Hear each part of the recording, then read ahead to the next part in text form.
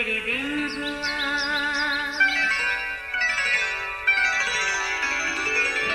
نیا پھر دن ہوا، پرانی رات کا کرے سو شکر ہم خدا کی ذات کا، خدا کی ذات کا نیا پھر دن ہوا۔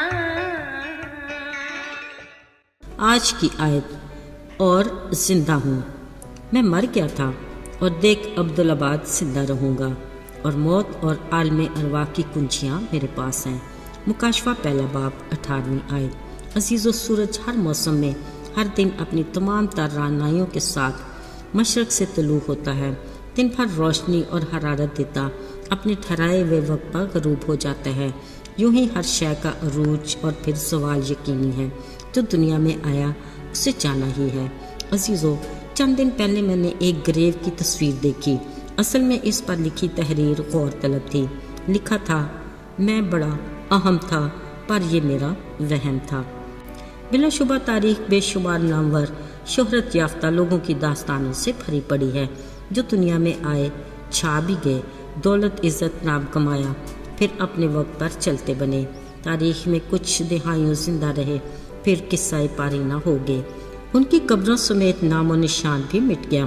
مگر عزیزو، یسوع مسیح جو نہ تو دنیا کا تھا اور دنیا میں رہنے آیا تھا، بلکہ ایک خاص مشن پر دنیا میں آیا ضرور، اس کا اس دنیا میں آنے والا وہ واحد بچہ ہے جو آج تک نہ بھولا اور نہ بھول پائے گا۔ اس غیر معمولی بچے کا پیدا ہونا بھی عجیب، یعنی کنواری مریم سے پیدا ہوا۔ ایک سرائے میں جانوروں کا چارہ کھانے والی چرنی اس نومولود کا بچھونا بنی۔ اس کے پیدا ہونے کی خبر آسمانی مخلوق یعنی فرشتوں نے دی۔ دور دراز سے اجنبی اسے سجدہ کرنے آئے اور اس کا دیدار حاصل کیا۔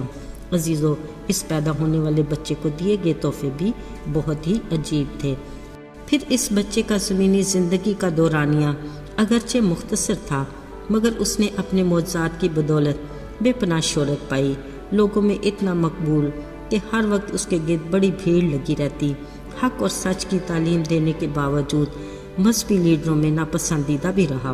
اصل میں اس شخصیت کا دنیا میں آنے کا مقصد ہی کچھ اور تھا۔ وہ ایک خاص مشن کے تحت آیا۔ اس کی تکمیل کے لیے اس کی زندگی کے ایام کربناک تھے۔ اس کی زندگی کا سفر اذیت ناک، اس کا صلیبی سفر تھا۔ اس کی موت بھی لعنتی موت تھی۔ پھر جب اس نے اپنی روح کو خدا کے سپرد کیا، عجیب واقعات رونما ہوئے، یعنی بھونچال آیا اور مقدسوں کی کچھ قبریں کھل گئیں۔ دن کے تیسرے پہر سورج نے روشنی دینا چھوڑ دی اور چہار سو اندھیرا چھا گیا۔ پھر قبر میں رکھے جانے کے بعد بھی ایک بڑا پتھر سرکار کی مہر کے ساتھ قبر کے منہ پر رکھا گیا۔ نہ جانے کس بات کا خطرہ تھا کہ کچھ پہرے دار بھی بٹھا دیے گئے۔ عزیزو، اندیشے درست ثابت ہوئے۔ تیسرے دن قبر میں رکھا مردہ یسوع بڑی قدرت اور قوت کے ساتھ زندہ ہوا۔ ایک بار پھر قدرت لرزی، بھونچال آیا، سرکار کی مہریں ٹوٹ گئیں، بڑا پتھر لڑک گیا۔ پھر آسمانی مخلوق یعنی فرشتے نمودار ہوئے۔ اب خالی قبر اس کے زندہ ہونے کا ثبوت بن گئی۔ پھر 40 دن تک 80 بار لوگوں اور شاگردوں پر ظاہر ہو کر اپنے زندہ ہونے کے گواہ بنائے، اور کئی لوگوں کے سامنے زندہ آسمان پر صعود فرما گئے۔ عزیزو، یسوع مسیح دنیا میں آنے والی وہ واحد شخصیت ہے جو تاریخ میں ناقابل فراموش ایسا واقعہ ہے جو آج تک ہزاروں سال بعد بھی کل ہی کی بات کی طرح تازہ ہے۔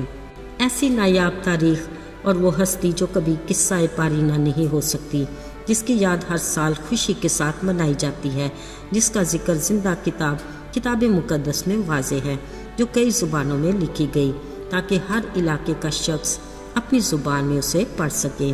عزیزو، یسوع وہ واحد ہستی ہے جو لازوال ہے، جو ہر دور ہر زمانے میں ابھی تک عروج کی بلندیوں پر ہے اور رہے گی۔ اسے زوال نہیں، وہی ابتدا اور وہی انتہا ہے۔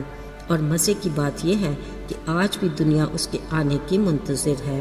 عزیزو، یہ غیر معمولی شخصیت خدا کا برا دنیا کا نجات دہندہ ہے، جس نے ہم سب کے گناہ اٹھا لیے، صلیبی موت گوارا کی، اپنی قیمتی جان کا کفارہ دے کر بڑی قدرت کے ساتھ موت اور قبر پر فتح پا کر زندہ ہوا اور ہمیں نجات کا تحفہ دے کر ہمیشہ کی زندگی کا وارث بنایا۔